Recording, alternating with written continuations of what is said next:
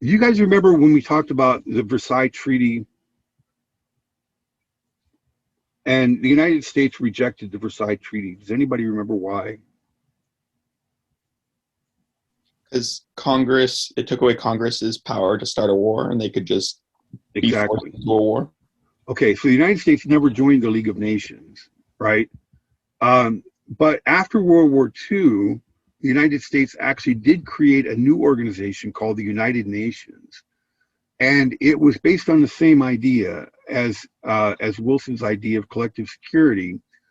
And the idea then again was that if it's collective security, that means everybody's on the same side. And if one country attacks another country, it's the same as attacking everybody, right? And that's to prevent um, a small country from trying to attack another country, because then they'll be at war with everybody. That's the idea, right? Okay, so what happens is that um, well, let's just take a look here. This is Korea. Korea had been dominated by the Japanese since the beginning of the 20th century. And after World War II, Korea becomes independent, but it ends up being divided between the Soviets and the Americans. Okay. And so the result was, instead of creating one Korea, after World War II, there were actually two Koreas. Okay. And one of them established a Soviet style um, communist regime, and the other one established an American style capitalist regime. And that's really the same way as it is now. Okay. But what happened was that the the North Koreans, actually the Soviets and the North Koreans, thought that it would be possible for them to overrun the Korean peninsula and just establish one Korea as a communist country.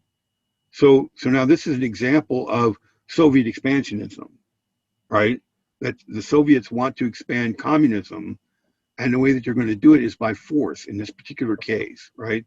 So the Soviets invade, or actually the North Koreans invade South Korea, and the South Korean military is pushed all the way back to this little tiny area right here, right?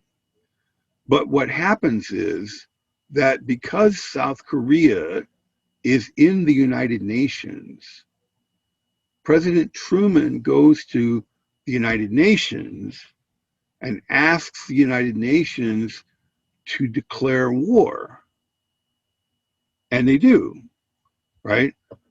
And then Truman goes to Congress and said, "Hey, we're at war. We need money." Right?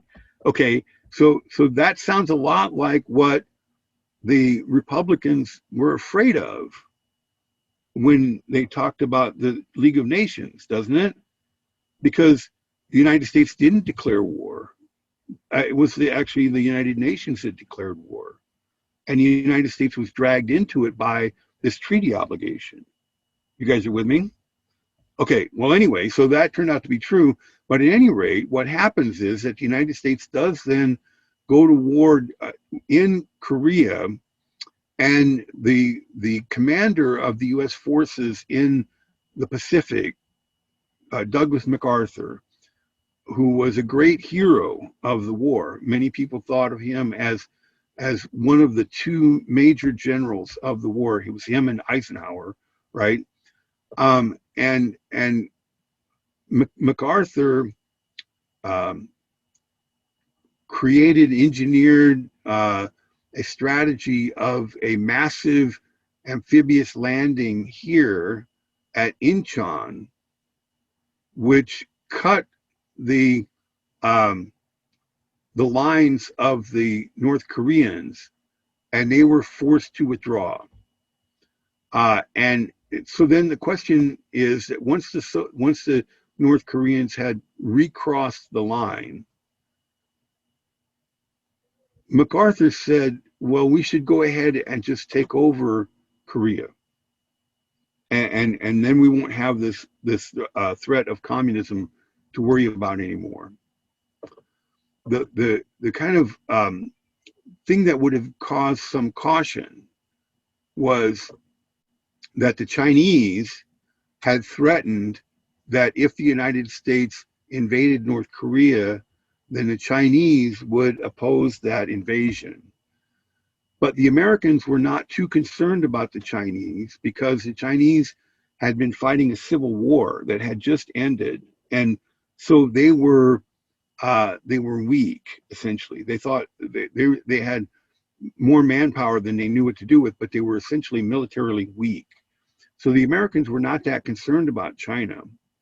And they did eventually convince Truman that to go ahead and invade North Korea. And they did actually take almost all of North Korea. You can see this purple line here. But at that point, then the Chinese did invade. And they again pushed the Americans and their allies back.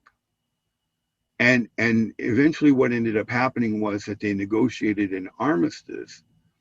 One of the things that that happened as part of this incident was that when the Chinese invaded North Korea, MacArthur and his generals proposed to Truman that they should just drop nuclear bombs on China.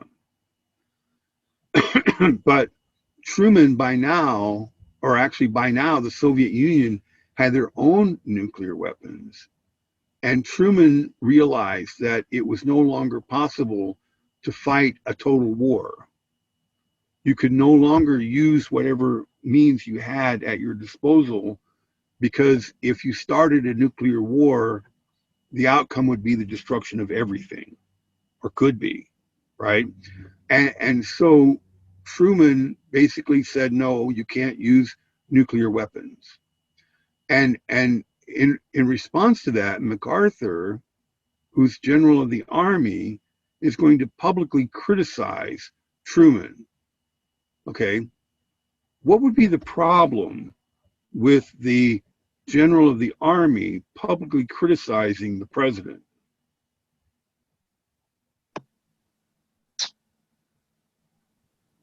Isn't the president supposed to be the commander in chief of the army? That's exactly right. The president is, so he was publicly criticizing his boss, right? And what was his boss's response? We fired him. We fired MacArthur, right? But that caused a lot of damage. It caused a lot of unrest in the United States because people loved MacArthur and they couldn't care less about Truman, right? But Truman actually ended up firing MacArthur, which probably didn't help his political career.